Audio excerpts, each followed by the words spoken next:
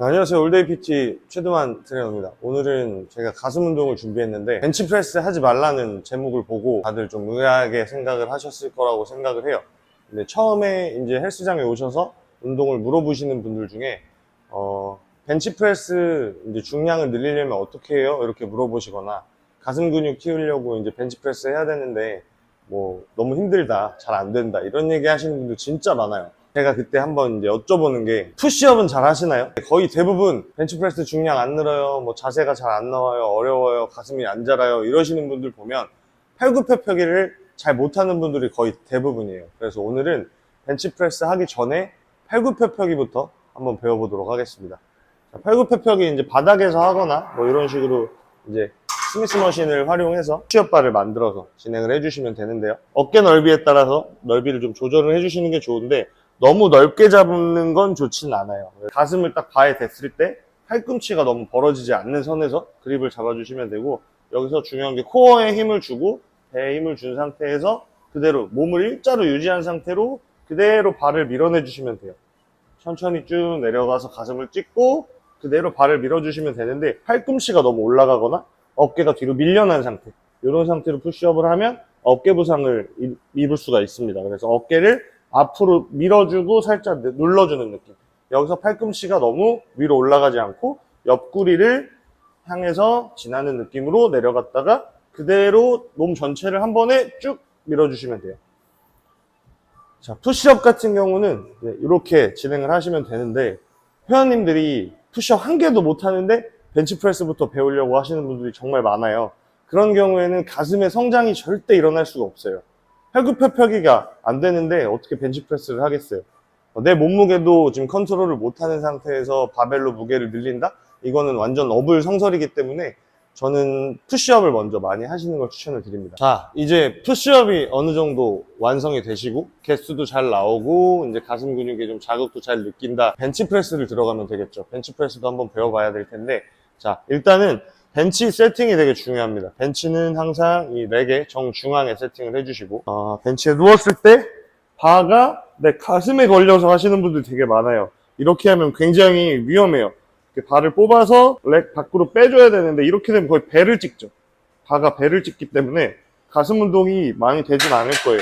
어깨 쪽에 데미지가 많이 가고, 그래서 항상 뭐 눈이나 코 정도에 발을 걸어주시는 게 좋고요. 그립 같은 경우는 팔을 쭉 펴고 90도로 접은 상태에서 그립의 넓이를 설정을 해서 이렇게 잡아주시고, 숄더 패킹 되게 중요하게 생각하시는데 어깨를 뒤로 살짝 내리고 아래로 눌러주는 게 숄더 패킹이잖아요. 근데 패킹보다는 체스트업, 가슴을 내빈다 라는 느낌으로 해주시면 더 좋을 것 같아요.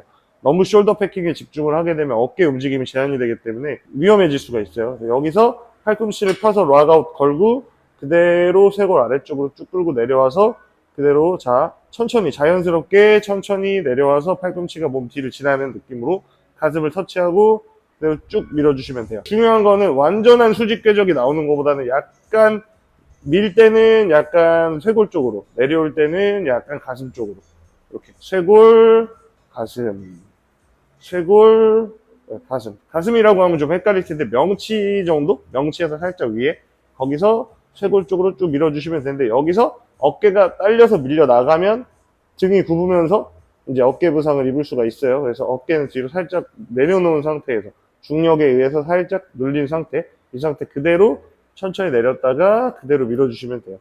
이렇게 천천히 하나. 근데 여기서 무게를 뚝 떨어뜨리는 분들이 많죠. 그래서 여기서 무게를 천천히 내려서 천천히 받아서 밀어주시면 되고,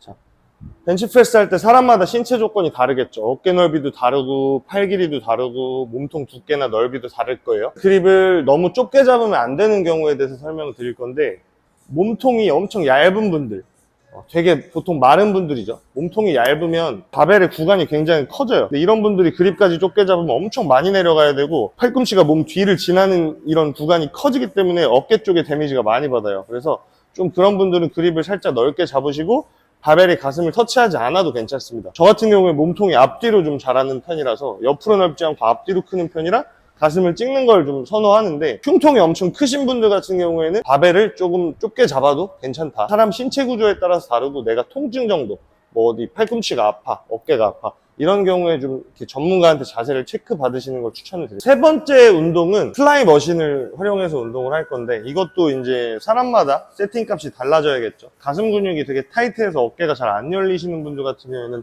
가동 범위를 어느 정도 좀 좁게 조절을 해주셔야 될 거고, 유연하신 분들은 좀 많이 뒤로 넘겨서 이렇게 노브를 당겨가지고 이렇게 조절을 할 수 있기 때문에 이제 조절을 해주시고, 키에 따라서 손잡이의 위치를 좀 다르게 세팅하셔야 되는데, 저 같은 경우 손을 이렇게 뻗었을 때 약간 아래쪽을 선호하는 편이고, 완전히 수평으로 하셔도 상관없어요. 약간 제 스타일로 한번 해볼게요. 그립을 잡고 팔을 쭉 펴주죠. 여기서 팔꿈치를 이렇게 상완골을 약간 안으로 내외전 시켜주신 상태에서 어깨를 뒤로 열어주는 겁니다.